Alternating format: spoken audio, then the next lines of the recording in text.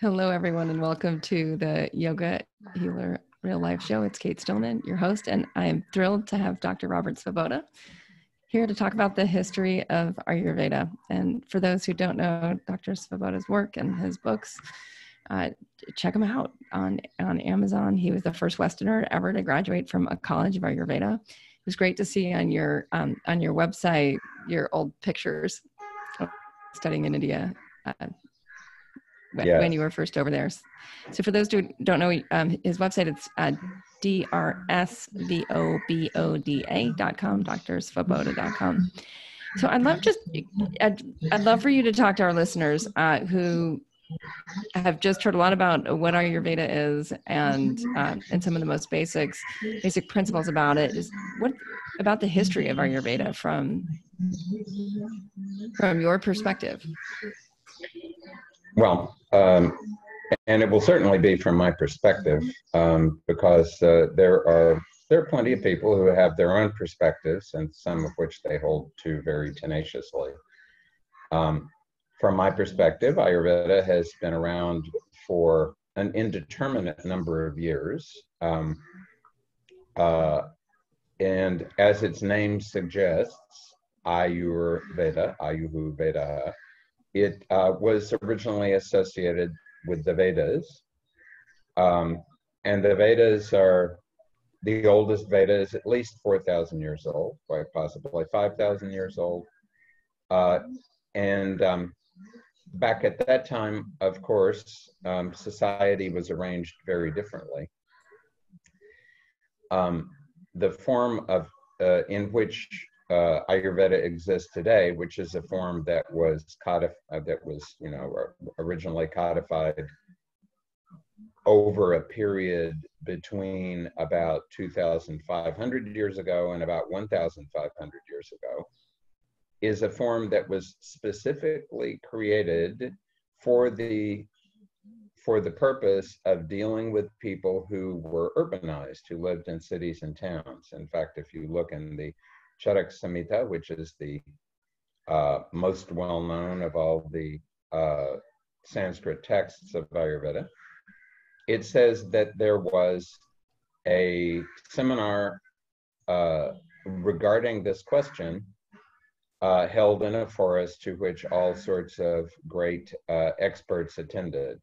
And that means that there either was a seminar, one seminar, or there were many seminars, or there were never any seminars. But what it means is that during a period of time that could have been a very brief and discrete period of time, but was almost certainly not brief and not discrete, experts got together and they discussed the problems inherent in living in an urban environment. And something that we all need to be alert to today, at a time when the majority of human beings around the world live in urban environments, and a sizable number of people, perhaps as many as 5% of the people on Earth, live in one of the almost 50 megacities, that is, cities that have 10 million or more people in their metropolitan areas.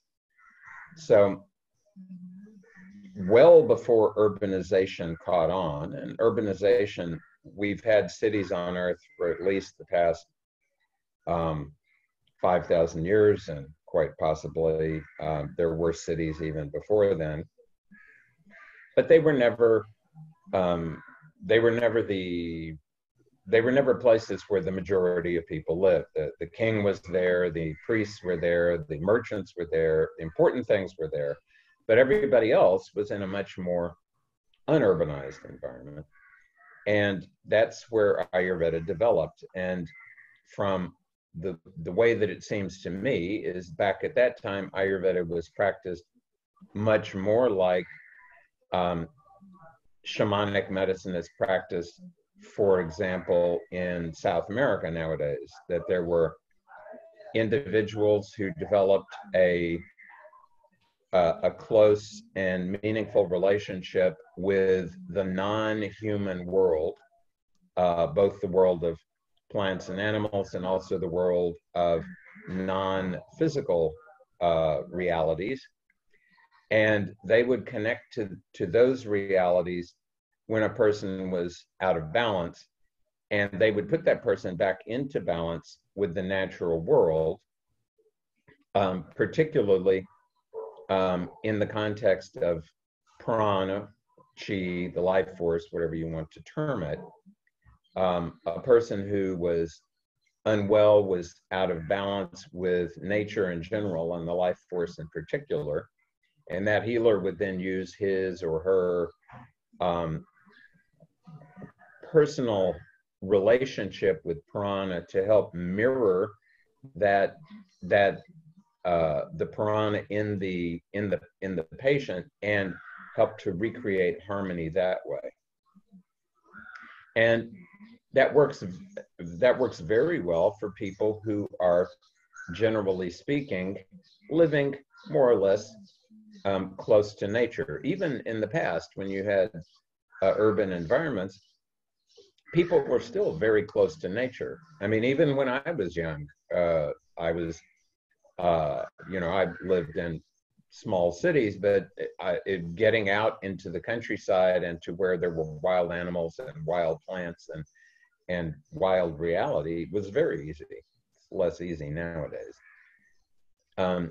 So what happened was, when there was this transition between living in close proximity to nature and living in close proximity to humans, there was a change in the way that the human organism elected to maintain itself.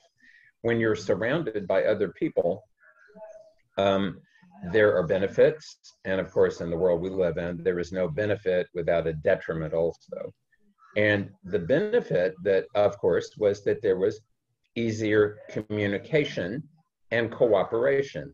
And that's the way that, I mean, that's where the strength of human beings lie. We don't have impressive sense organs, compared to other animals. We can barely smell and hear, and we can see relatively well.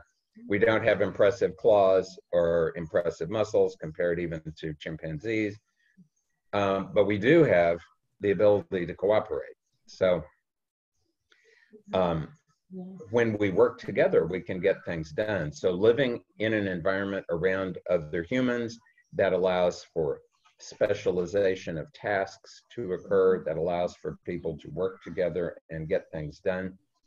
But good communication is also bad, also implies bad communication. And one part of bad communication is communicable diseases that get communicated from human to human. And we're seeing right now with this novel coronavirus that arose in China, but is being communicated all around the world, that diseases can be communicated very easily. And another thing, so that was one problem. Another problem was when you are in one area, as any kind of animal, you create a lot of waste products. And if you're in a city, those wastes tend to accumulate in the city. And if you yourself are in the city, they tend to accumulate inside your organism. So now what happens is when you're in a city, you have a lot of waste products accumulating, you have a lot of toxic things being created and accumulating, and you have the potential for a lot of communicable diseases. And it's for this reason that there was that seminar that either happened or did not happen, or that group of seminars, or that a number of conversations that happened with these physicians, and that was reported in the Charaka Samhita. And the word Charaka means a wanderer. And that's what physicians originally did. They wandered around. They saw what other people were doing. They saw what animals were eating and not eating. They tested out plants. And they would use those plants on themselves in order to understand the plant and find out how it could be used for treatment. Very similar, in fact, to the way that in South America, if you go down to do something shamanic, you may go on a dieta. You will be assigned a particular plant, and you'll eat that plant all day long for several days until there's enough of the plant in you that the plant can speak to you, because you've been now impregnated with the plant.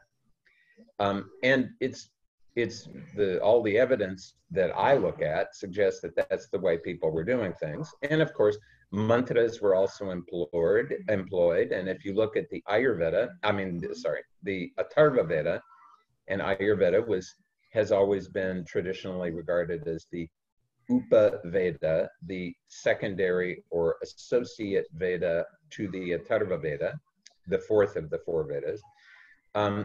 You will find that there are a number of plants are mentioned, and a number of mantras are mentioned for specific diseases and for general well-being. And you see that that's the way that things were done. And as humans became more urbanized, more filled with ama, more toxic, and less connected to the life force, it became necessary for doctors to start directly interacting with humans, explaining what is the right thing to eat and the wrong thing to eat, the right kind of behavior, the wrong behavior, and helping them to get rid of this load of toxins and waste products and so on, so that the prana can work to heal them. Bam. It brings up rewilding, right? Like how now we have a term for what happens when we have nature deficit disorder, and we're so disconnected from our environment that. Indeed. So if we're looking at like what's going on now with the popularization of yoga and Ayurveda, and people learning often from like a list of or working with a practitioner of like a list of things that are prescriptive to them. Maybe they're learning about their constitutions and whatnot. It's again, like what I'm hearing, what you're saying is that like we've gotten so far from knowing ourselves that we need someone to tell us about ourselves. And I think that is a very useful thing to do, at least in the beginning, because yes, I mean, the average person really, and I think of myself, I mean, granted that I am not young anymore, but when I was a teenager, and that was 50 years ago now, I had only the vaguest idea of what was going on in my system, and I would eat whatever I wanted to, and I would consume whatever I wanted to, and I would do as I pleased, and that worked fine until I got very sick when I was transiting through Africa. And then I realized from practical experience that didn't work really well.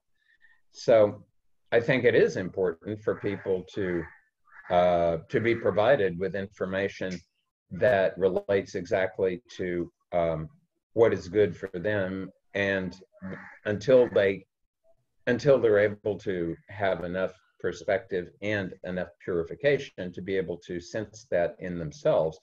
However, humans have been sensing this in themselves for hundreds of thousands of years, and although many people are convinced they can't perceive what's going on within them, in fact, it is very possible for anyone to get a reasonable perspective on what's going on inside them, and to be able to feel in yourself whether something that's in front of you is something you should eat or should not eat, or perhaps you can get away with having a small amount, and or maybe you can't, and that applies to actions also. So I'm always a bit dismayed when people become listitarians, when they start to get get completely fanatic about what it says on the list they can eat and they can't eat, instead of testing these things out for themselves, finding out what those things do for them, and then understanding personally why certain things should be completely avoided, certain things are okay in small amounts, and certain things should be enthusiastically consumed. Yeah.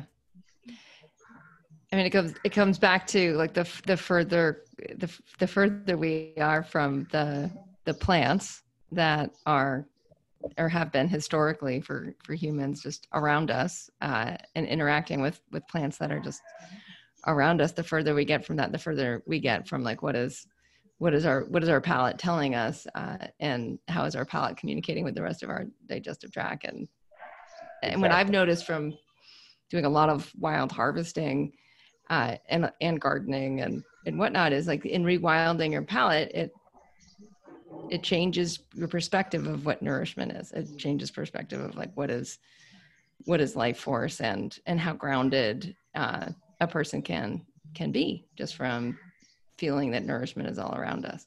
But I have a question about with the urbanization and the Amma, like the way back Amma 1500 years ago. Was it from overeating? Was it from needing to store food longer? What do you think the causes of it were? Or bacteria in food, or? Partly, of course, it was from the fact that hygiene was, our ideas of hygiene were not ancient ideas of hygiene. Part of it was because of the fact that you really only have food surpluses if you can store them and protect them, and not only protect them from pests like rats and insects and so on, but also protect them from your neighbors who may decide that it's easier to take your food from you instead of make it themselves. And so food that has been stored for a long time often does pick up pathogens, like, like in medieval Europe, grain that would get wet and then get mold on it would sometimes cause people to have what used to be called St. Anthony's fire, which is they would be overexposed to ergot and then suffer from ergotism, and ergot contained a primitive form of LSD, and so they were hallucinating all the time and having problems with their extremities and the blood flow there. And I mean, just from the fact that they were eating grain that was corrupted. So there is always a problem with stored food. And when you have stored food and you have access to it, you will always have a tendency to eat too much. In the past, it was only affluent people who could eat too much. Now it's everybody who can eat too much. And that's probably the main reason for the epidemic of obesity that's happening right now, because up until very recently, up until even, let's say, the end of World War II, 1950, 70 years ago, there simply wasn't that much spare food in the world. And now all around the world, there's plenty of spare food. And people, humans were not meant to have food available to them all the time. They were meant not to be grazing. They were meant to be having small amounts of food. And there was always, in every environment, a period of time when food was much less and you had to consume a lot less food because the environment was not providing it to you. And that allowed your system to purify itself automatically. That's not the case anymore. People can eat 24 hours a day. The lights are on 24 hours a day, potentially. There is no connection to the normal external cycles that allows your organism to align itself healthily with that reality. Amen to that. Epidemic issues. So with the survival of a living wisdom tradition over thousands of years, like when you look at the history of Ayurveda, like what fascinates you about how it's moved through the ages, or where it go how it goes from past into present into future? Well, I think the one thing that's not generally appreciated, even in India, is that there has never been one Ayurveda. There have always been, even in the classical Sanskritic tradition, there have always been differences, particularly according to the different regions and the differences in climate.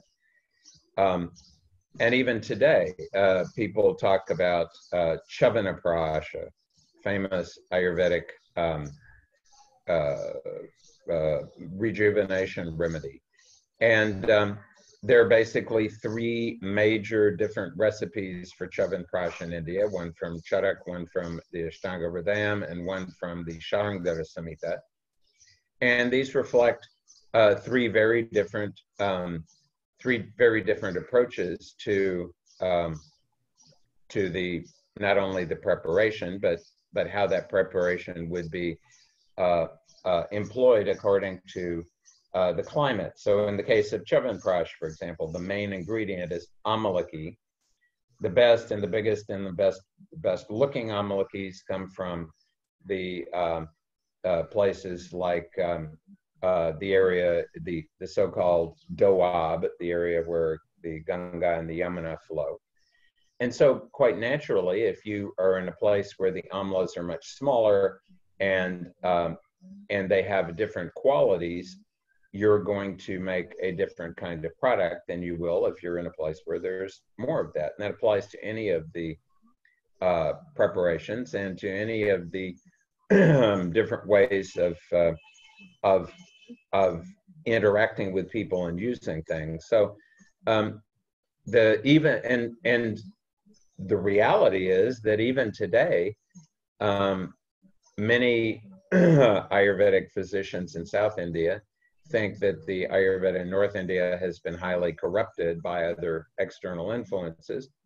And many of the Ayurvedic physicians in North India think that the Ayurveda in the South has been insufficiently altered to address its evolution over the centuries, and that it is much too limited and much too specific to the South only. So, and that has not that, and if we leave that aside, there have always been other traditions.